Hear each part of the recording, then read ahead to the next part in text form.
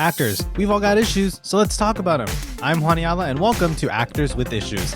Each week, we bring you interviews with actors from across TV, film, and Broadway, taking many deep dives into their careers and getting into the successes, the struggles, and of course, the issues that they face as actors. That's enough about us. Let's dive into the episode. Today's guest is an actress, singer, and dancer you've seen across Broadway in The Producers, Young Frankenstein, Something Rotten, The Prom, and currently in the new musical Some Like It Hot at the Schubert Theater. Please welcome to the stage, Angie Schworer. Angie, thank you so much for being here. Welcome. Hiya! I'm so happy to be here. Nice to meet you. Likewise. So before we dive into the show, which I did get to see, and I'm going to gush all about it in a minute, but how did you first get started in performing? Was it something you discovered very early on, or did it sort of come to you later? Woo. Honestly, I have been dancing, or I started in acro. I have dancing, moving, performing since I was probably about 5. So back in the covered wagon days. So I've just been doing it my whole life. I don't think I knew then that this, like, Broadway was my thing. It's just sort of the way my life panned out as far as like performing jobs. In the summers during college, I would do Busch Gardens. I worked at Disney for a few years, and through my Disney work is how I got to Broadway, because one of my partners at the Diamond Horseshoe was a PA on Will Rogers Follies, which was my first Broadway show. So he basically called me on a landline at Disney and said, please come up and audition for the Will Rogers Follies. I don't know if you know anything about it. You're probably way too young, but one of the prerequisites was they wanted you to be over 5'8". So he called me. I flew up and auditioned. I had put a down payment on a house to stay in Orlando because I loved working for Disney so much. And I got the show and flew up here, pulled my down payment, and I've been here now for 32 years, thanks to DJ Salisbury. Wow. So I don't know that I always knew what I wanted to do Broadway, but I knew that performing was something that I love. And even now, today, when I teach, people say, when you're teaching and moving and dancing, like, you're always smiling. So I think it is something sort of innate in me, but I don't know that I always knew it was Broadway. It's funny, the saying goes that, like, you can feel it like in your bones. It's like part of you. In a recent interview that I listened to with Steven Spielberg, he said it was in his marrow to make movies. And I'm like, wow, it's that deep. That is very deep in your bone marrow. That's pretty great. So I guess, yeah, it is a sort of innate thing that I knew. And even today, I mean, you can put me in the back corner of the stage and I'll create something. I don't care what it is, but it brings so much joy to me still after all these years. But that's great because, sometimes, sadly, lots of people fall out of love with acting or performing or the business because it can get so exhausting. So it's wonderful to see that, you're still in the thick of it and doing all of these new shows. You were original cast of The Prom, and now with Some Like It Hot, which I did get to see on Tuesday, and I absolutely loved this show. It was so joyful and just lovely from start to finish. And I was not familiar with the film. I'm from an immigrant family, so I don't know a lot of the classics. So it was like an entirely new experience for me. So I wasn't sort of comparing anything to the film or to other adaptations that are out there. I think there's one other stage adaptation of the show, but not. I know. I'm actually very confused about that too. Whether there was Sugar and there was other stage adaptations. So I'm with you on that. But it's good that you didn't compare or couldn't compare, and it's kind of great that you already got to see the sort of modern take that was put on this version. So how did your involvement with the show come about? Was it like the usual audition process, or were you approached? How did all that happen? Well, for some reason, Casey Nicholaw, I say he carries me around in his back pocket. I'm not really sure why, but our sort of love affair started in 2009 when he directed and choreographed Minsky's at the Amundsen Theater. It was also kind of 1930s Depression burlesque show. And that's the first time I auditioned for him. We were 2 ships that passed the night as far as performing, because I went into Crazy for You on Broadway. I replaced after doing the first national tour, and he was already gone. So we were literally 2 ships that passed the night as far as performing. But I auditioned for him for Minsky's, and I think that was 2008, possibly. after the producers had closed. And I auditioned for him. And I remember you had a little white card and you wrote like little things on it. And it said like age or something. And I put old, like in big capital letters, and it made him laugh. I remember him in the room laughing. So I auditioned for that and got it. And then since then, he's asked me to do Something Rotten, which we did together. I think that was 2015. And then he asked me to do the prom. And then right after the prom opened, we started this table read of this, starting this version of what came to what you saw on Tuesday. And he just asked me to read all the girls. And so I just went in there with any voice and vocal thing I could of just reading all the little lines of the girls. And Minnie didn't exist. And then Minnie, and then Amber Ruffin and Matthew Lopez, I believe, maybe one or both of them are responsible for the invention of Minnie, who became sort of Sweet Sue's sidekick and manager of the band. So that was 2018 when prom opened. So it was literally right after we opened the show. He was like, hey, can you come do a table? So that many years is my involvement. I know they have been working on it for years and years, as you do. But for me, that's how I came into it. And Casey just asked me to sort of be in the room, which again, why he carries me around in his back pocket, I don't know, but I love it. And I adore him. And I'm so grateful to have someone like that, I don't know, believes in me to do these things. I don't know, you know? Yeah, I mean, clearly you're like his good luck charm. He's like, well, if Angie's the show, it's gonna be great because you got this show, which Well, is already I would have gotten. liked prom to run, longer. It's Yeah. doing great and it's doing regional now. So its Mm. story is still being told, but yes.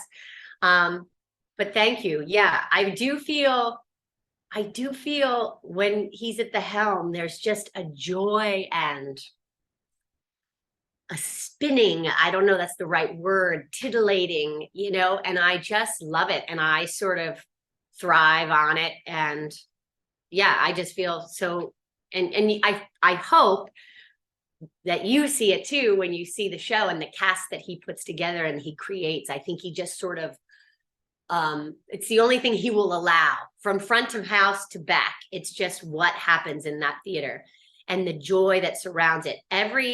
Obviously you saw the casting, how perfect that is. But the whole cast as human beings too, somehow he puts together this whole great, ensemble of people that work on and off stage.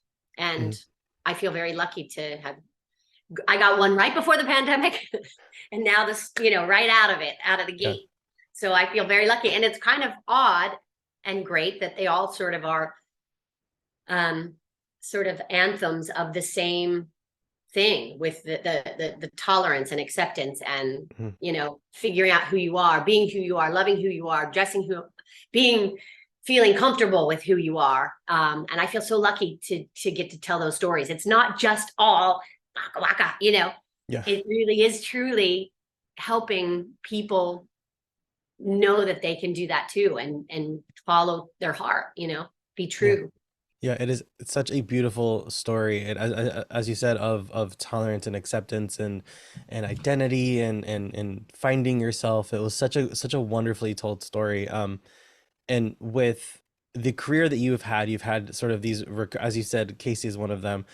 These like recurring key players in throughout your career. You worked with Mel Brooks on a number of things with the producers and Young Frankenstein. And did you work with Christian Borle on Something Rotten? Were you in the Yes. shot Well, from the I beginning? didn't, I mean, I was in the show. I was in his show.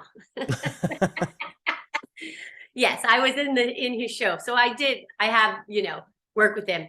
But yeah, I was in the ensemble and was lucky enough to, watch him do his Shakespeare, thing every night. He's so fearless. He's so funny. His humor is just so great. Talk about being in your marrow.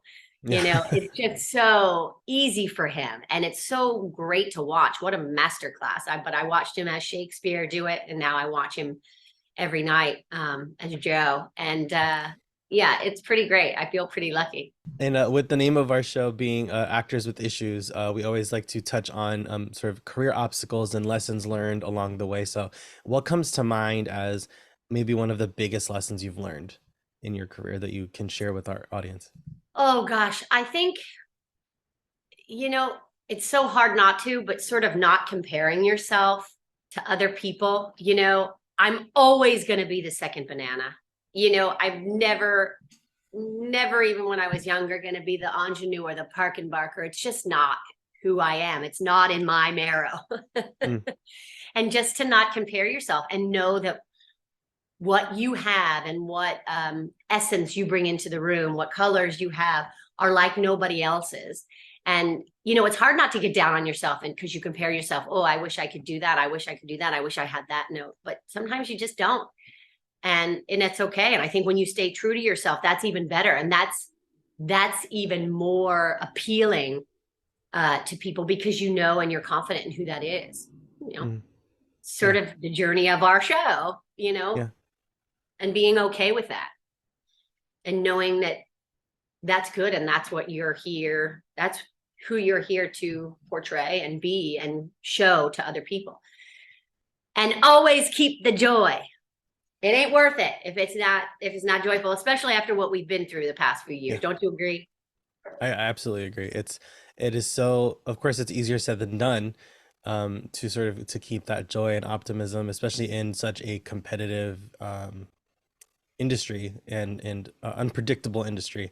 I feel like there's very little rhyme or reason to anything that we do, but we signed up for it, so we've got we've got to power through. Well, yeah, and I feel, listen, I've been doing this for a long time, so my journey, although it is certainly hopefully not coming to an end, it is more towards the end than the beginning, and I feel like it's even more competitive for Mm, the younger folks, um, and harder. So I tip my hat to you because, um, yeah, I think it's all just with social media and with all the things. There's mm. just more that you're thriving so much higher because it's in your face more than it Yeah. was for me. And sort of speaking on that, what have you noticed has what would you say is like the biggest change or difference in the industry um since you got started compared to now? Well, absolutely the diversity, which is great. You know what I mean? Absolutely great. There's no other way to be. And so I feel like I certainly 32 years ago did not have that in a lot of casts. So I am Mm. happy as can be and so joyful to have the diverse group that we have in this show. Um, feel very proud and honored to be a part of it. So also, as we were saying, with this career you've had of 32 years now, on Broadway, and you've also done some television. When I was looking up your IMDb, you also had done a few episodes of Smash, Yeah. and again working with Christian on that level. And also, sort of side note, I was so delighted to hear "Let's Be Bad" in this show. I was like, this like reworking of it was so. I was like, oh my God, it's the song, because the title "Let's Be Bad." I just hadn't connected the two that Yeah. That it was Human and from. had It's worked funny. on. Somebody posted, I think it might have been Kevin who plays Osgood. Mhm. He posted something and he used that a little in his post. He used, I think it's Megan Hilty singing it. Ah, yeah, So he yeah. used a little clip of that. And I was like, oh my God, I forgot Yeah. that was from that. I mean, Mhm. the songs in this show are just catchy one right after the other, right? But yeah, you did know that one from Smash if you were a Mhm. Smash fan. Before we go, we always do end with a sort of a quick game called "Now That We Know You," since we got in the chat for a bit. Oh, And are it's these one not of those? rapid fire. I these used to be timed, but folks started getting nervous All right. and Yeah, I get tongue tied. nervous. So, fill in the blank. If I weren't working in the arts, I'd be. A doctor, What role have you had the most fun playing? Angie. No, Minnie. What is the best advice you've ever gotten? Say yes. And what's the worst advice you've ever gotten? On my 30th birthday, someone said, take a good look in the mirror because it's all downhill from now on. That is the worst advice I've ever gotten. I turned 30 in about 6 months, so and but my perspective is like, Happy this is act birthday. one. Well, thank you. I look at it as a, folks always like put this like doomsday clock on 30, like, oh, you're 30, you're an adult now. And I'm like, this is act one of my life. My Oh my 20s, I was gosh, yes. broke, unemployed. It's like it's all uphill from here. Are you kidding? Juan, it is so uphill for you. You're so young. That's so awesome. I don't, that always stuck in my head, and I didn't believe it then, and I certainly don't believe it now. So it is the worst advice. But you have it all ahead of you, and 30 is great. It's going to be a great decade. Yeah. It's just the greatest. You still look like a baby. Just keep the joy, I and it's absolutely going to will. be great. It's going to be all uphill. And lastly, in 10 words or less, what advice would you give to a young actor?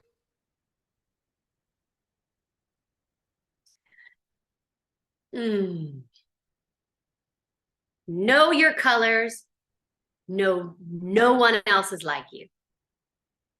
Is Love that it. 10? Awesome. 10 I or believe less? just under. Also, Angie, thank you so much for taking the time to chat with us. It's such a pleasure. And again, congrats on this delightful, wonderful show. If Thank you. anyone, Thank you so much for talking about it, because we're really excited about it. And we hope everyone comes to the theater, and maybe they Mhm. don't know a lot about it, but as I say, they leave levitating. And on social media, Instagram, where can our lovely fans find you? I'm on Instagram at Angie Schworer. Angie, Schworer. Awesome. And folks, you know the drill. You can find us on Instagram at Actors with Issues. Follow me at Juaniala Official. Subscribe to our show on YouTube, Spotify, wherever you get your podcasts, with new episodes every Monday and bonus episodes throughout the week. I'm Juaniala. This is Actors with Issues, and we'll see you next week. Vaughn, you're adorable. Oh, you're so sweet.